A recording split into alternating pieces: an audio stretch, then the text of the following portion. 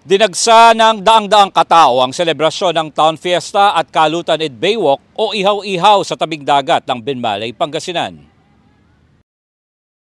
Ang Kalutan at Baywalk o Ihaw-Ihaw sa tabing dagat ay bahagi ng selebrasyon ng Town Fiesta at ang ika-434 na taong anibersaryo ng bayan ng Binmalay.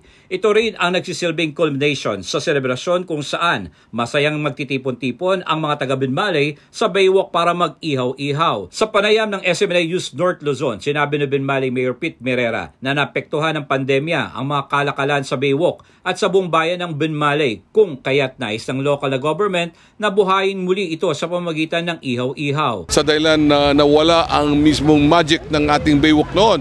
Noon ay marami na dumadagsa rito, pero nung nagkaroon ng pandemic, medyo nawala dahil yun nga, marami na rin mga lugar na mapapasyalan nila aside from our town Binmalay, which is the Baywalk.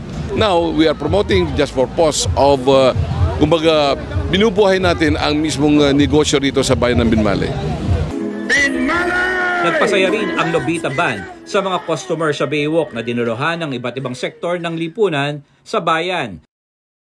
Para sa bayan na ginawa nito, kaya naalam ko na ako'y napapasalamat sa mga lahat ng aktibidades na naganap, lalo-lalo na sa mga different chairmanship na humawak sa bawat activities ng ating piyestahan.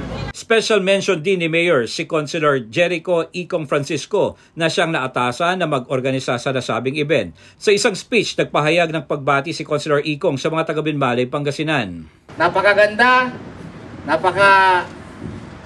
sarap ng simoy ng hangin. Happy Fiesta Binmalay! Ang dami pong sakripisyo, hindi po 72 hours na po kung walang tulog. Dahil di bali na akong mapuyat. Basta importante makita ko lang kayong masaya at nakangiti.